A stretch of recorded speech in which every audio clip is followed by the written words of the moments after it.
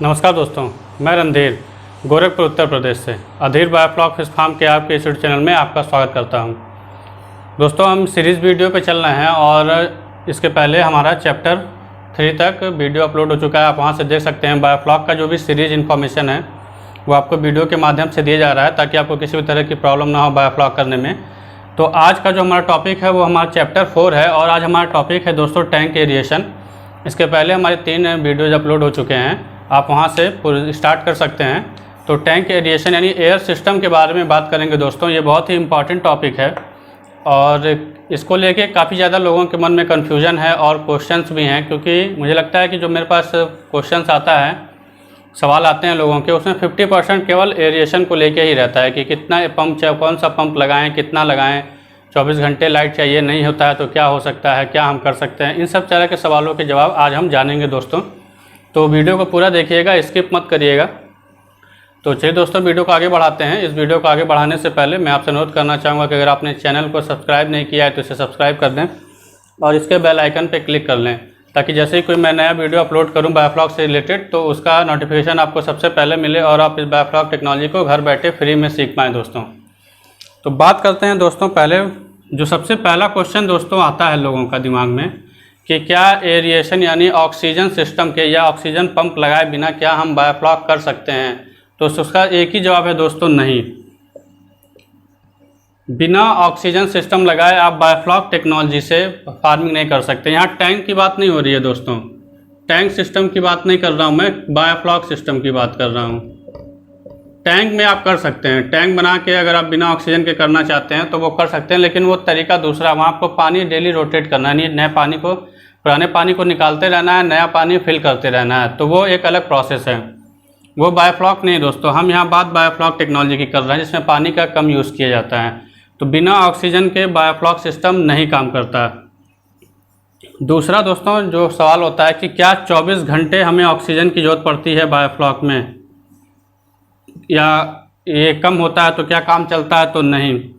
पहला तो हाँ, हमें तो 24 घंटे ऑक्सीजन चाहिए बायोफ्लॉक में। अगर हम बायोफ्लॉक सिस्टम से फार्मिंग करना चाह रहे हैं तो हमें 24 घंटे ऑक्सीजन चाहिए, लगातार ऑक्सीजन चलते रहना चाहिए हमारे टैंक में। अब यहाँ बात आती है कि अगर तीसरा जो सवाल लोगों के मन में आता है, अगर मान लीजिए हमारे यहाँ बिजली की दिक्कत हो गई, कुछ प्रॉब्लम्स हो गए, आंधी तूफान आते रहते हैं, साइड एरिया में दिक्कत होती ही होती है, तो मान लीजिए 5-6 घंटे की बात है, अगर तीसरे पॉइंट पे जाएं तो बैकअप का ऑप्शन। तो यहाँ पे हम इन्वर्टर लगाते हैं, जनरेटर लगाते हैं, बैकअप आपको देना ही पड़ेगा। मान लीजिए 6 से 8 घंटे की दिक्कत है तो आप बैकअप लगा के काम चलाइए। अगर किसी कारण से ऐसा होता है कि आपका इन्वर्टर वगैरह भी काम ना करे और आपके पास बैकअप ना हो तो लोगों का सवाल होता है कितने देर तक सर्वाइवल है। तो अगर आप आईएमसी मछली कर रहे हैं तो ज़्यादा से ज़्यादा 30 से 45 मिनट तक ही आपकी मछली सर्वाइव करेगी। उससे ऊपर जाने पे उससे ऊपर जैसे ही आपका टाइम बढ़ेगा आपकी मछली मरना शुरू हो जाएंगी। आईएमसी के लिए दोस्तों बता रहा हूँ। दूसरा होता है जो कैटफिश में आप 12-12 घंटे तक भी सर्वाइव कर जाती हैं। कुछ मछलियाँ होती हैं जो 12-12 घंटे और भी सर्वाइव कर जाती हैं। यहाँ पर मछली मरती नहीं है, कैटफिश में मछली मरती नहीं है, लेकिन इनके ग्रोथ पे इफेक्ट पड़ता है। अगर ये चीज़ रोज़ नहीं होना चाहिए, कभी कभार हो गया किसी कारण से तो अलग बात है। अगर आप चाहते हैं कि रोज़ ये करूँ 4 से 6 घंटे का आप ब्रेक देना चाहते हैं डेली, तो आप ये नहीं कर सकते हैं। चाहे कोई भी मछली हो, आईएमसी हो या कैटफिश हो, ये नहीं कर सकते। कभी कभार हफ्ते में 1 बार, महीने में 1-2 बार हो जाता है किसी कारण से, तो 6 से 12 घंटे तक आपकी मछली, ये कैटफिश जो है वो मछली सर्वाइव कर जाती है। लेकिन ये रोज़ नहीं होना चाहिए दोस्तों। ध्यान से मैं बता दूं, ऐसा ना हो कि आप कहें कि नहीं आपने तो कहा था 12 घंटे करने के लिए।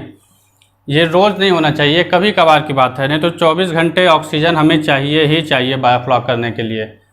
तो इतना था दोस्तों। कुछ और चीज़ें बात करते हैं।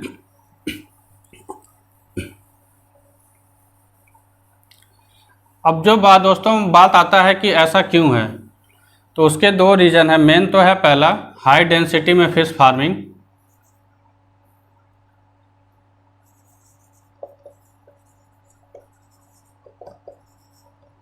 दूसरा है बैक्टीरिया बेस कल्चर। देखिए दोस्तों, बायोफ्लॉक में हम क्या करते हैं, कम जगह में हम ज़्यादा मछली डालते हैं। तो जब कम जगह में कहीं भी कोई भी चीज़, देखिए अगर आप ट्रेन में सफ़र कर रहे हैं, अगर आप जनरल कोच में बैठे हुए हैं, पहले तो मान लीजिए स्लीपर में बैठे हैं, तो स्लीपर में कम भीड़ होता है, जितना सीट उतना टिकट, तो आपको घुटन महसूस नहीं होती। लेकिन कभी आप जनरल टिकट अगर बैठे होंगे, जनरल सीट जहाँ होता है, जहाँ बिना रिजर्वेशन के बैठा जाता है, जनरल बोगी में, वहाँ बैठेंगे तो वहाँ बहुत भीड़ होता है। आप वहाँ घुस जाइए तो आपको कुछ देर बाद, अगर ट्रेन नहीं चलती है और 1 घंटे भी आप उसमें बैठ जाइए गर्मी के मौसम में, तो आपको अपनाहट होने लगता है कि मैं सांस नहीं ले पा रहा हूँ। तो वही चीज़ यहाँ भी है। अब छोटी जगह पे आप ज़्यादा चीज़ को डालेंगे तो उनको ऑक्सीजन कम पड़े, जो पानी में ऑक्सीजन है वो कम पड़ने लगता है, इसलिए हमें ऑक्सीजन की ज़रूरत पड़ती है दोस्तों। दूसरा है बैक्टीरिया, जो हमारा बैक्टीरिया बेस हम कल्चर बायोफ्लॉक आप जान ही रहे, इतना जान गए होंगे अभी तक, अगर आपने मेरा पुराना वीडियो देखा होगा, कि जो बायोफ्लॉक है वो बैक्टीरिया बेस कल्चर है, और बैक्टीरिया को भी जिंदा रहने के लिए ऑक्सीजन की ज़रूरत पड़ती है। तो यहाँ पे केवल फिश की नहीं बात होती है दोस्तों, दोनों को ही ऑक्सीजन की ज़रूरत पड़ती है, दोनों को ही ऑक्सीजन की ज़रूरत पड़ती है। अगर आप बैक्टीरिया को भी ऑक्सीजन नहीं, इसीलिए ऑक्सीजन की रिक्वायरमेंट ज़्यादा होता है यहाँ पे। अगर बैक्टीरिया को भी ऑक्सीजन ना मिले, मान लीजिए 12 घंटे आपने, जैसे मैंने कहा पहले कि 12 घंटे बंद कर सकते हैं, किसी कारण से बंद हो जाता है तो चल जाएगी मछली, कैटफिश है तो मरेगी नहीं, लेकिन बैक्टीरिया मरना शुरू हो जाएंगे, बैक्टीरिया डेवलपमेंट रुक जाएगा, बैक्टीरिया रुक जाएगा तो आपका फ्लॉक रुक जाएगा, फ्लॉक रुक जाएगा तो आपके वाटर पैरामीटर बिगड़ जाएंगे पूरी तरह से, क्योंकि हमें बायोफ्लॉक में वाटर पैरामीटर को मेंटेन करके चलना होता है, इसलिए बैक्टीरिया का भी होना बहुत ज़रूरी है। वरना आपका अगर बैक्टीरिया मरता है, नाइट्रिफिकेशन प्रोसेस बंद हो जाता है, या हेटेरोट्रॉफिक बैक्टीरिया ख़त्म हो जाएगा, बनेगा कम, तो आपके वाटर पैरामीटर बिगड़ जाएंगे और मछलियों में डिसीज आना शुरू हो जाएगा। तो ये चीज़ होता है दोस्तों कि इन सब रीज़न की वजह से ऑक्सीजन देना बहुत ही ज़रूरी है बायोफ्लॉक टैंक में। आगे देखते हैं दोस्तों कुछ और चीज़ें।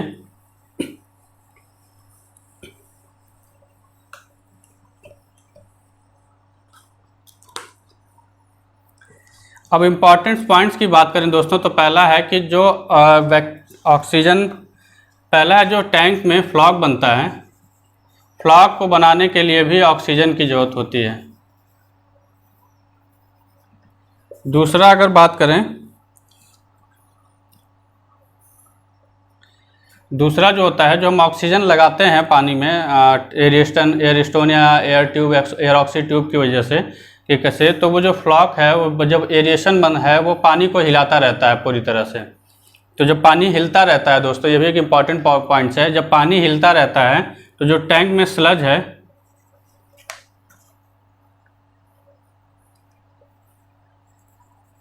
जो पानी में स्लज है वो एक जगह बैठता नहीं है, और जब पानी हिलता रहता है तो हिलने की वजह से पानी स्लज जो है ज़्यादातर आउटलेट की तरफ चला जाता है, क्योंकि ढलान आपका उधर ही होता है, तो इसलिए ये आउटलेट की तरफ चला जाता है। दोस्तों स्लज का भी एक बहुत बड़ा इशू है, इसलिए वो एरिएशन की जरूरत होती है, वो हमेशा पानी को हिलाता रहता है एक जगह। पानी जो स्लज होता है, गंदगी फ्लॉक होती है, वो बैठता नहीं है नीचे, वो पानी को ऊपर, स्लज को ऊपर नीचे करता रहता है, जिससे जो आपका स्लज है वो आउटलेट की तरफ चला जाता है। तो इसलिए भी ऑक्सीजन की आपको ज़रूरत पड़ती है, स्लज रिमूवल सिस्टम का आपका अच्छे से काम करे। तीसरा तो था दोस्तों 24 घंटे, जो हमने अभी बात किया, 24 घंटे हमें ऑक्सीजन की ज़रूरत पड़ती है। चौथा है अगर कितनी मात्रा में हमें ऑक्सीजन देना होता है, अगर हम नापें उसे तो कैसे, तो कम से कम 6 ppm आपका होना चाहिए। अगर आप किट से नाप रहे हैं तो 6 ppm से 10 ppm तक आपके टैंक में ऑक्सीजन होना चाहिए। इस चीज़ का ध्यान रखिएगा दोस्तों। कैटफिश है तो आप 5 तक, मान चलिए 5 ही लिख देते हैं, कैटफिश है तो 5 तक आप कर सकते हैं, लेकिन अगर IMC कैटेगरी की मछलियाँ आप पाल रहे हैं तो आपको 6 कम से कम होना ही चाहिए। क्योंकि अच्छा, उनका रीज़न क्या होता है ये भी मैं आपको बता दूं कि जो कैटफिश कैटेगरी की ज़्यादातर मछलियाँ, सभी नहीं, ज़्यादातर मछलियाँ जो होती हैं वो ऊपर आके सांस लेने आती है, एयर ब्रीथर मछली होती है, मतलब हवा में सांस लेती है। हवा में सांस लेने का सेंस ये नहीं है कि वो ऊपर, जैसे अगर मान लीजिए पानी के अंदर उनको ऑक्सीजन कमी पड़ती है तो उनका नेचर होता है वो ऊपर आती हैं, सांस लेके फिर चली जाती हैं टैंक में।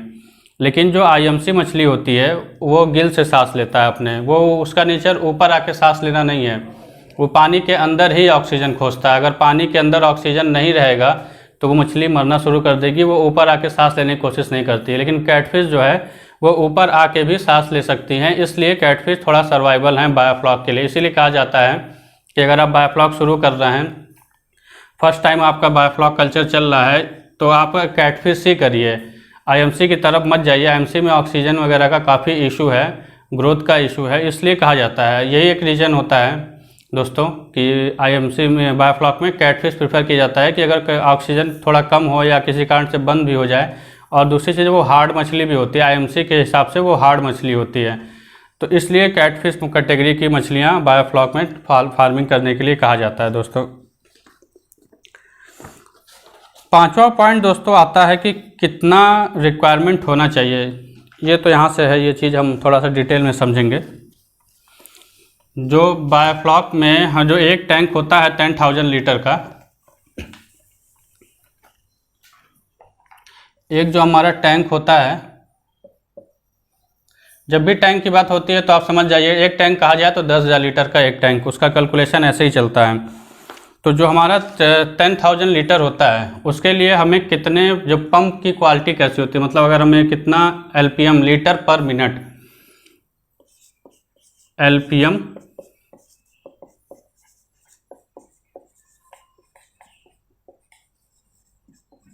एलपीएम का फुल फॉर्म होता है लीटर पर मिनट, और एक इसी में केपीए होता है, इसको किलो पास्कल कहते हैं।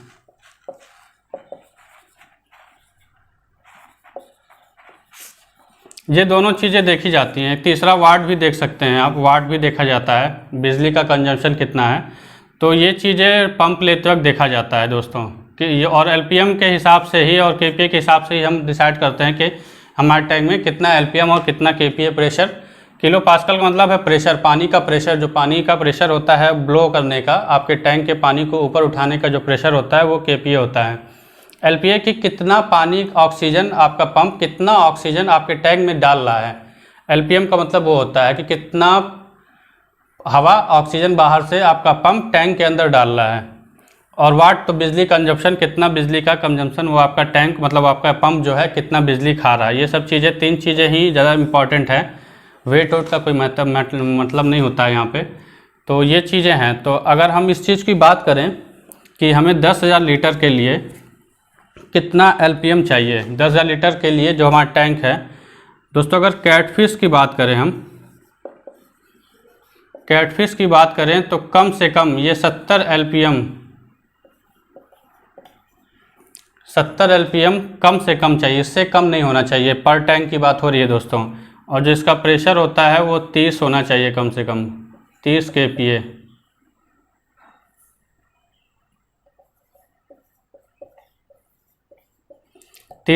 लेकिन अगर आप इसे 100 रखते हैं तो आपको रिजल्ट अच्छा मिलता है। ग्रोथ की बात की जाती है दोस्तों। मछलियां जब स्ट्रेस में रहेंगी, अगर आप घुटन में रहेंगे तो आपको प्रॉब्लम्स रहती है। आप देखते होंगे कि अगर आप घुटन में रहेंगे, जिंदा अगर आप कम मात्रा में ऑक्सीजन मिलता है तो आप मरेंगे नहीं, आप घुटन में रहेंगे, आपको दिक्कत रहेगी बाद में। वही चीज़ रेगुलर अगर आप उसी कंडीशन में रहेंगे तो आपको बीमारियां भी हो सकती हैं। तो अगर 70 एलपीएम आप दे रहे हैं तो मछलियाँ जब हाई डेंसिटी, जब मछलियाँ बड़ी होने लगती है ज़्यादा, तो उनको ज़्यादा ऑक्सीजन, और जैसे जैसे आपका कल्चर बढ़ता है तो आपके टैंक में बैक्टीरिया जो होता है,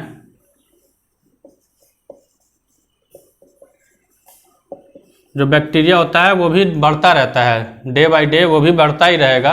तो जैसे जैसे बैक्टीरिया की क्वांटिटी बढ़ती रहेगी, इनको भी ऑक्सीजन की जरूरत पड़ेगी, बैक्टीरिया को भी। फिर जैसे जैसे मछली आपका बड़ा होता रहेगा, साइज बढ़ेगा, तो उनको भी ऑक्सीजन और ज़्यादा चाहिए होगा।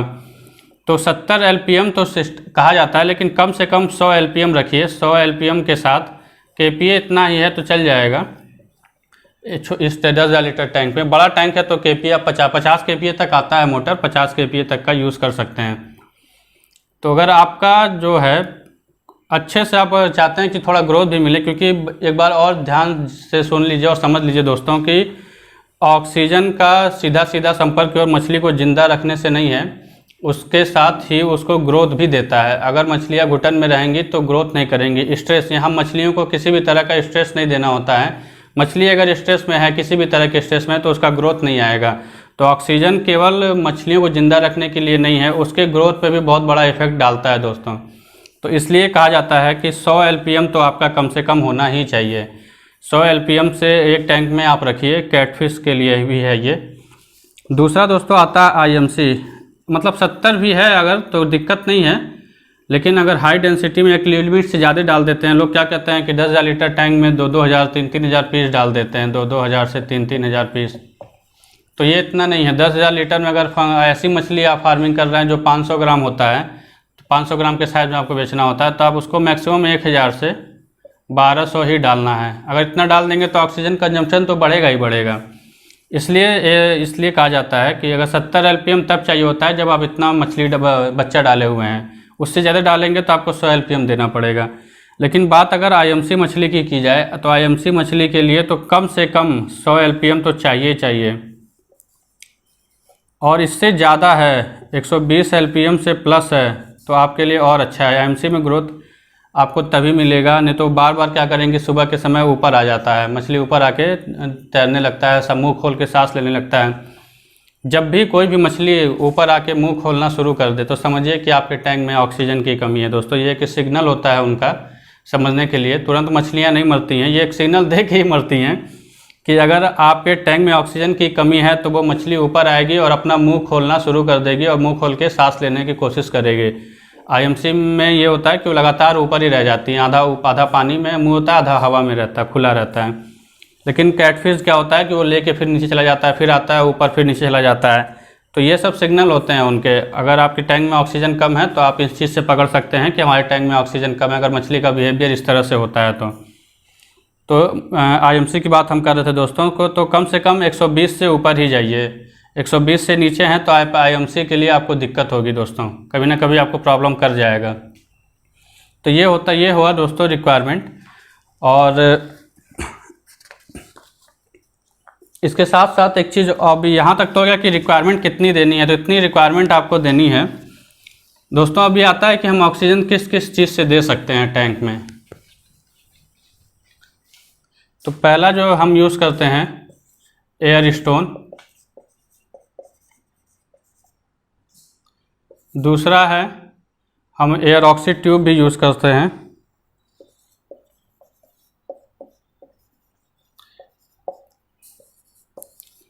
तीसरा फिर सिलिकॉन पाइप वायरिंग के लिए यूज़ किया जाता है, चौथा है एयर कनेक्टर या कंट्रोलर भी बोलते हैं उसे। और भी कई सारी चीज़ें हैं, छोटी छोटी चीज़ें। जब आप एयर ऑक्सी ट्यूब का यूज़ करते हैं तो कई सारी चीज़ें, छोटे छोटे कनेक्टर यूज़ करने पड़ते हैं उसमें। ये सब चीज़ें आपकी ज़रूरत पड़ेंगी अगर आप टैंक सिस्टम लगा रहे हैं। बात करते हैं एयर स्टोन की, तो आपका जो 10,000 लीटर का टैंक होता है तो कम से कम आपको 8 से 10 एयर स्टोन लगाने होंगे, और जिसका साइज़ होगा 3 इंच से 4 इंच होना चाहिए। लट्टू मत लगाइएगा, छोटा छोटा लट्टू आता है वो मत लगाइएगा। और एक चीज़ और दोस्तों, ये मेटल का हो तो और अच्छा है। इसका जो जिसमें आप पाइप फंसाते हैं वो मेटल का हो तो और अच्छा है। मेटल थोड़ा भारी होता है, जिससे हवा के प्रेशर से एयर स्टोन इधर उधर नहीं, ऊपर की तरफ नहीं भागता है। तो ये मेटल का हो तो और अच्छा है। एयर ऑक्सी ट्यूब की बात करें तो 4 एयर ऑक्सी ट्यूब आपको लगाने होते हैं 10,000 लीटर के टैंक में।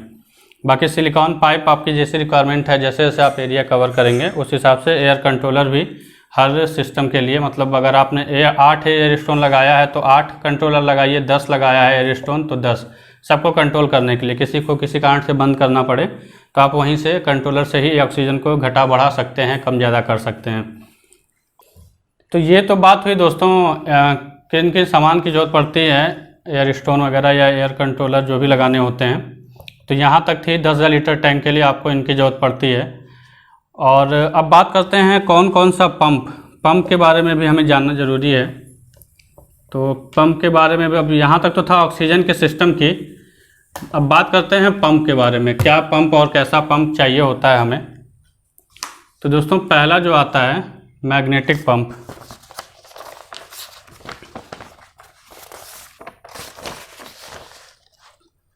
पहला लोग जो छोटा टैंक, जब बात होती है छोटे टैंक की तो लोग मैग्नेटिक पंप यूज़ करते हैं।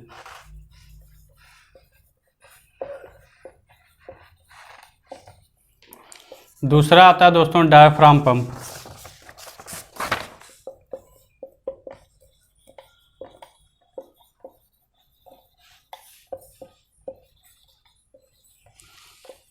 तीसरा टाइप का जो पंप है वो रिंग ब्लोअर है,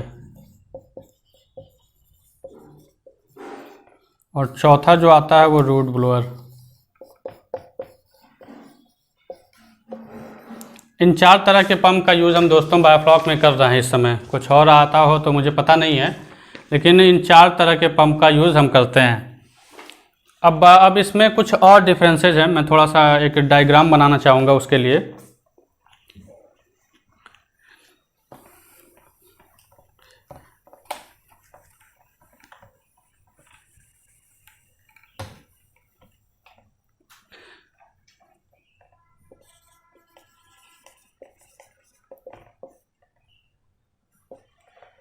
शॉर्ट में लिख देना दोस्तों, बड़ा हो जाएगा। Diaphragm, ring, root. दोस्तों बात जब की जाती है सस्ते की और पैसे वैसे की बात की जाए, अगर प्राइस के हिसाब से देखा जाए,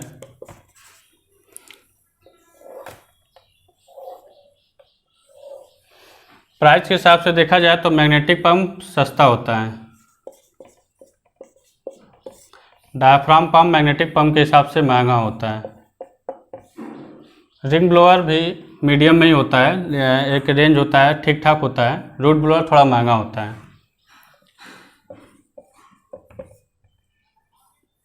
इसको सस्ते ही कैटेगरी में रखेंगे। छोटे रिंग ब्लोअर की बात होगी तब। ये तो प्राइस की बात हुई। दूसरा आता है दोस्तों, अगर वाट की बात की जाए, बिजली कंजम्पशन की, कंजम्पशन जो होता है, बिजली खर्च कितना ज़्यादा होगा। मैग्नेटिक पंप का वाट ज़्यादा होता है। ये चीज़ समझने वाली दोस्तों बात है। ये चीज़ भी काफ़ी कन्फ्यूजन रहती है, तो समझ लीजिएगा ठीक से। मैग्नेटिक पंप का वाट जो होता है वो ज़्यादा होता है, और डायाफ्राम पंप का वाट कम होता है। रिंग ब्लोअर का वाट भी कम होता है, ज़्यादा होता है, और रूट ब्लोअर का भी वाट ज़्यादा होता है। ये सब एचपी में होते हैं, ये हार्स पावर में होते हैं दोस्तों। ये दोनों, इनकी गणना जो होती है, कैलकुलेशन होता है वाट का, वो हार्स पावर में होता है। जब भी हार्स पावर की बात आएगी तो वो ज़्यादा ही होगा। अब यहाँ पे तीसरा जो आता है एलपीएम। एलपीएम की बात करें तो मैग्नेटिक पंप का जो एलपीएम होता है वो ज़्यादा होता है,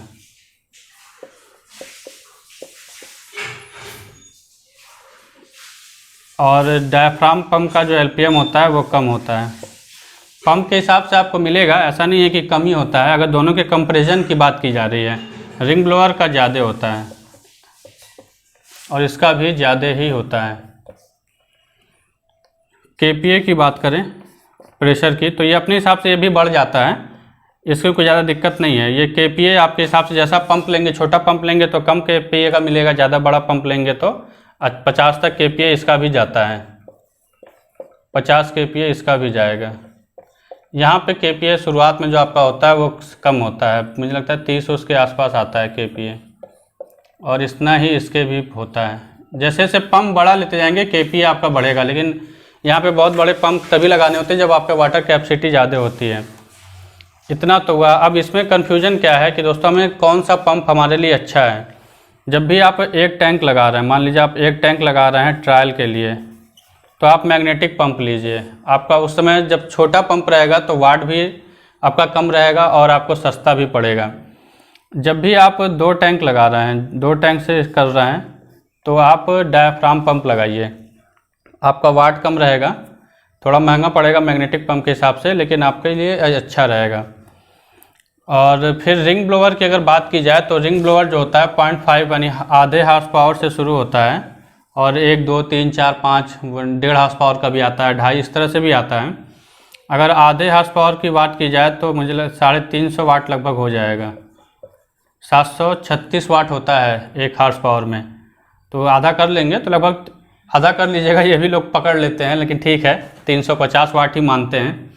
तो ये चीज़ क्या होता है, अगर आप बात की जाए इन्वर्टर से चलाने की, दोनों चीज़ें एक ही हैं, हार्स पावर में कैलकुलेशन करेंगे तो एक ही आएगा। बात की जाए इन्वर्टर से चलाने का तो ये दोनों पंप ही, लेकिन इसमें जब बड़ा पंप लेंगे तो ये जो थोड़ा सा मिटा दूँ मैं, जगह कम पड़ रहा है।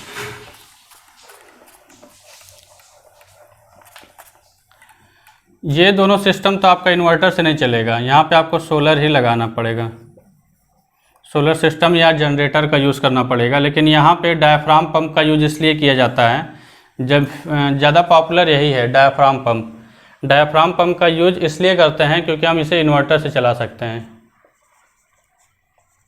इन्वर्टर से चला सकते हैं। इसको भी इन्वर्टर से चला सकते हैं, लेकिन जब छोटा पंप होता है तब। इसका जो मॉडल होता है AC001 से शुरू होता है और ये लगभग 16 तक इसका जाता है। AC0016 मॉडल तक जाता है। जो 16 होता है, अगर 16 का वाट देखें तो ये लगभग 520 वाट होता है और इसका LPM होता है 450 LPM।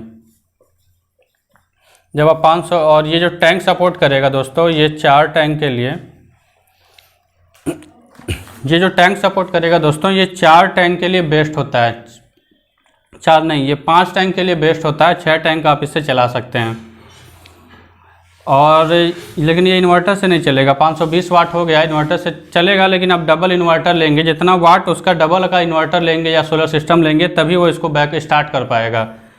जब भी कोई मशीन स्टार्ट होता है तो उस समय वो पावर बहुत ज़्यादा कंज्यूम करता है। स्टार्टिंग टॉर्क उसका जो होता है, स्टार्टिंग पावर बल जो बोलते हैं, वो ज़्यादा होता है। अगर आपका इतने ही वाट का मान लीजिए इन्वर्टर भी है, आधे हॉर्स पावर का इन्वर्टर भी है, तो आपका चलेगा नहीं, इंजन को मतलब मशीन को स्टार्ट ही नहीं कर पाएगा।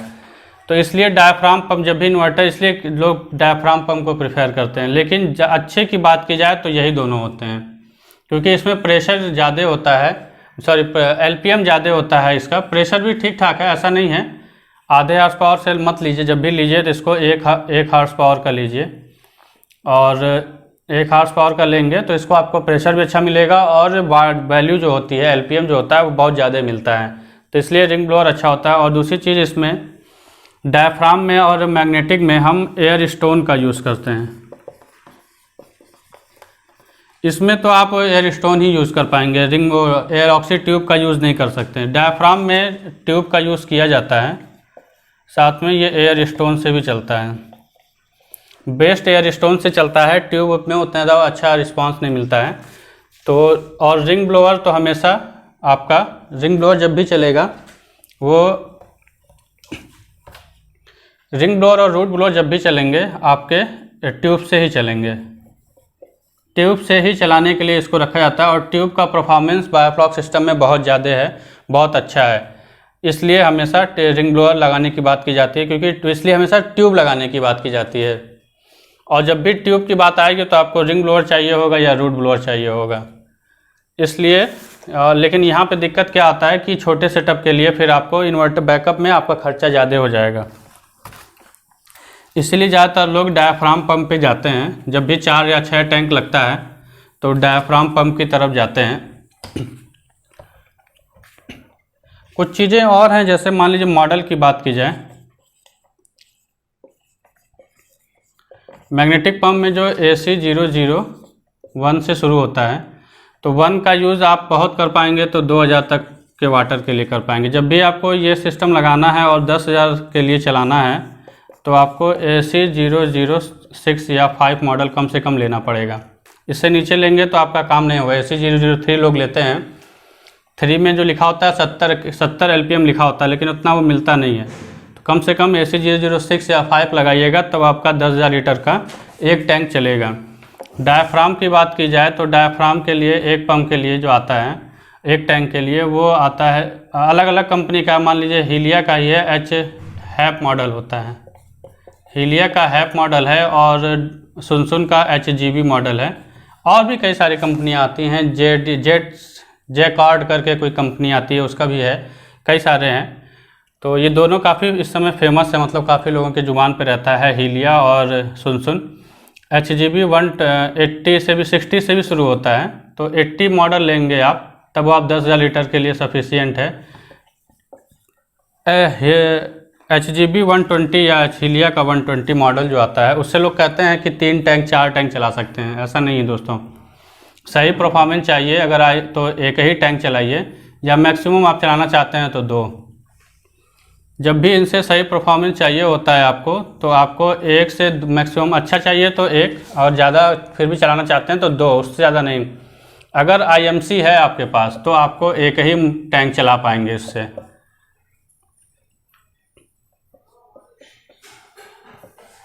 अगर IMC है आपके पास तो आप एक ही टैंक चला पाएंगे।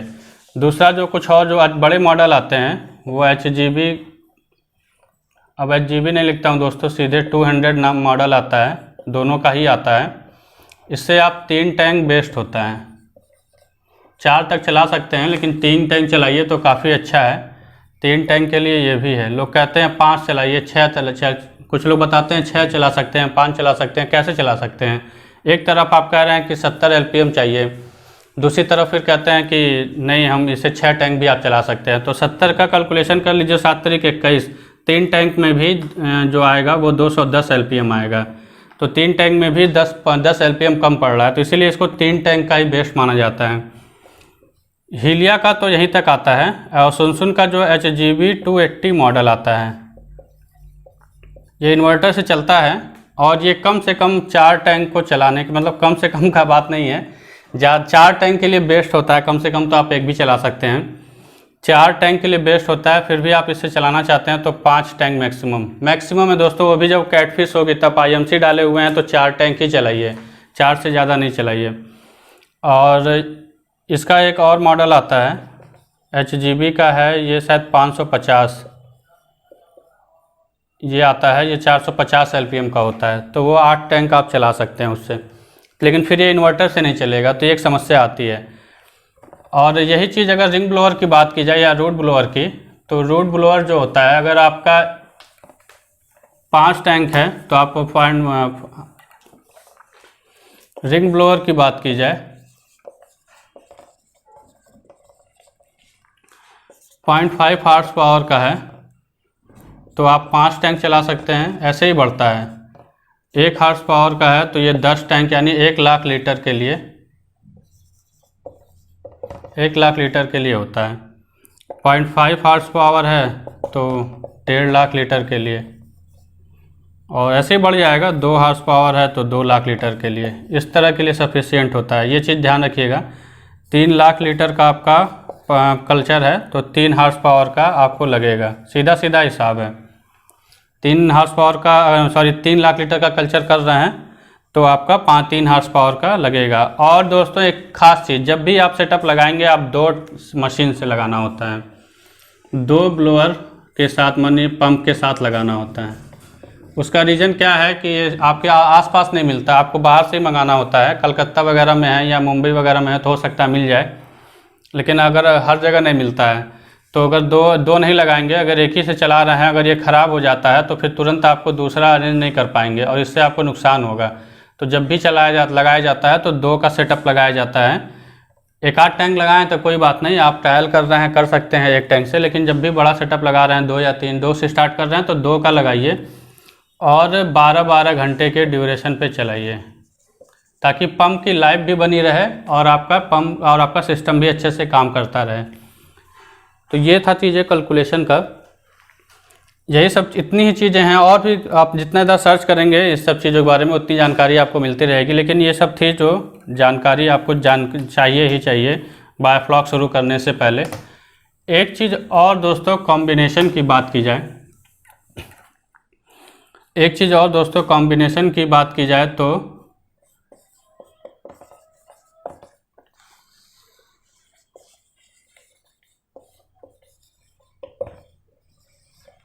रिंग ब्लोअर, अब मान लीजिए आपका 1 लाख का कल्चर है, ऐसे नहीं लिखते हैं, 1 लाख का कल्चर है, 1 लाख वाटर लीटर के लिए आप कर रहे हैं तो वहाँ पे आपको रिंग ब्लोअर लगाना है। लेकिन रिंग ब्लोअर फिर इन्वर्टर पे चलेगा नहीं। 736 वाट का जब होगा 1 हॉर्स पावर का रिंग ब्लोअर तो आपको इन्वर्टर से चलेगा नहीं, बिजली चाहिए या फिर सोलर सिस्टम लगाइए तो कम से कम 2 हॉर्स पावर का, तो बैकअप ऑप्शन महंगा पड़ जाता है। वहाँ पे हम क्या करते हैं, हम दोनों को यूज़ करते हैं। एक हम यूज़ करते हैं रिंग ब्लोअर और दूसरा एक यूज़ करते हैं डायफ्राम पंप। ठीक है दोस्तों, ये कॉम्बिनेशन होता है। और अगर आप डायफ्राम पंप से आप चलाइए 18 घंटे तक, 18 घंटे तक आप इससे चलाइए, और जब भी इन्वर्टर की ज़रूरत पड़े या नहीं भी पड़ता है तो भी 4-6 घंटे डायफ्राम पंप का यूज़ करिए। यहाँ पे आपका 280 का जो पंप होता है, 280 HGB का जो मॉडल आता है, उससे आप 10 टैंक चला सकते हैं। लेकिन पूरी तरह से नहीं, जब भी आपका ये 18 घंटे चल जाता है, क्योंकि इसका जो वाटर पानी में हवा फेंकना होता है वो ज़्यादा फेंकता है, और जब इसी में आपको बैकअप की 4-6 घंटे इसको चलाना हो इन्वर्टर पे, तो आप इसको लगाइए। उसी एयर ऑक्सीड ट्यूब से ही लगा सकते हैं, ये चल जाता है। प्रेशर वगैरह कम होता है, एलपीएम कम होता है, लेकिन जितना देना होता है इसको वो उतना टैंक में देता है। तो इससे आप 10 टैंक लगा सकते हैं, लेकिन जब 4 से 6 घंटे चलाना हो आपको पर डे तब। तो ये कॉम्बिनेशन लगाया जाता है दोस्तों इन्वर्टर के ऑप्शन के लिए। बैकअप आपका खर्च ज़्यादा ना है तो ये कॉम्बिनेशन बनाया जाता है, और इसी वायरिंग से ही जोड़ दिया जाता है। चाहे तो आप अलग इसकी वायरिंग करा सकते हैं टैंक में, एक टैंक में कम एयर स्टोन का यूज़ करके इसका भी यूज़ कर सकते हैं। इस तरह से कॉम्बिनेशन रिंग और डायफ्राम का बना लेंगे तो आपको बैकअप के जो खर्च होते हैं वो बच जाते हैं, बैकअप पे जो आपका खर्च करना होता है वो बच जाता है। तो जनरली आजकल इसी तरह का जब भी 1 लाख लीटर के ऊपर का जाता है आपका कल्चर, तो ये ऑप्शन यूज़ किया जा रहा है। काफ़ी अच्छा है मेरे हिसाब से, ताकि आपका जो 18 घंटे या जो भी आपका 4-6 घंटे की बैकअप की बात होती है, डायफ्राम पंप यूज़ करिए, बाकी आप रिंग ब्लोअर यूज़ करिए, आपके ऑक्सीजन को मेंटेन किया रहेगा दोस्तों। तो ये था दोस्तों आज के लिए इतना ही। काफ़ी बड़ा हो गया है चैप्टर, और देखते हैं कि अगर ज़्यादा बड़ा होगा तो 2 पार्ट में कर दूंगा, क्योंकि बड़े बड़े टॉपिक्स हो जाते हैं तो लोग देखना पसंद नहीं करते हैं। पिछली बार जो वीडियो डाला था लोग उतना अच्छा नहीं देखे, मतलब ज़्यादा देख नहीं रहे थे, स्किप करके बहुत ज़्यादा लोगों ने देखा है। तो आज के लिए इतना ही दोस्तों। कुछ कमी रह गई हो तो ज़रूर बताइएगा।